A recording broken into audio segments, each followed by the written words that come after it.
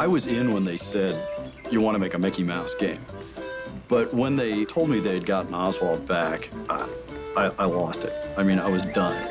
I'm an old animation buff. I mean, I knew about Oswald before they mentioned him to me, which is kind of rare. And when they said, you're going to have the opportunity to present Oswald on screen in a new Disney story for the first time since 1928, I mean, what an honor.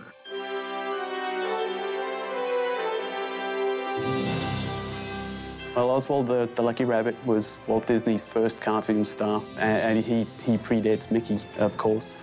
He's such a rich character, and if you look back at the old animation, it was so fun and so exciting. Oswald was different from other animated film stars of that time. Those cartoons that Walt and Ub made were little gems of storytelling. They weren't just a string of gags.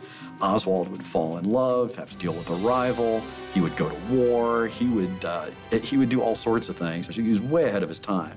You know, very quickly, the Oswald cartoons became among the most popular silent cartoons of the late 20s. Oswald was a big star.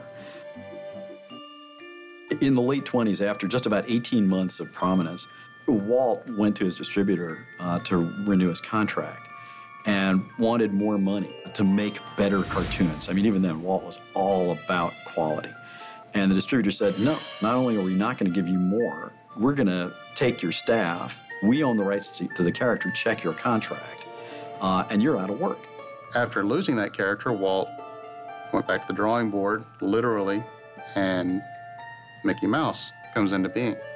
And so Mickey Mouse goes down a path of success no one saw coming. Maybe Walt did, but you know, he is what he is. Everyone on Earth knows who Mickey Mouse is. And Oswald just kind of disappeared. There are all sorts of stories about how Mickey was created, but he was created only because the rights to Oswald had been lost. That's the tragedy of Oswald. He really was poised to be the most successful and popular cartoon star in the world. But Mickey came along, and the rest is history.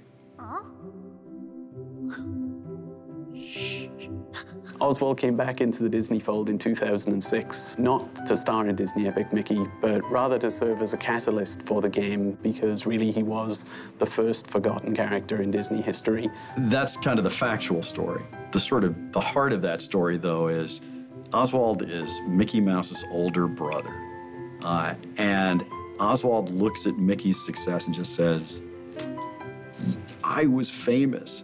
You stole the life that should have been mine. We ran with that idea, not only playing with his kind of sibling rivalry, the forgotten brother, but we also used him as a path for redemption for Mickey. In his own arc, finding out that he had family that he had forgotten or didn't even know about, but then also trying to find his way through crafting this relationship once again with this person that he didn't even know was family. He's an emotional touchstone for Mickey, for players.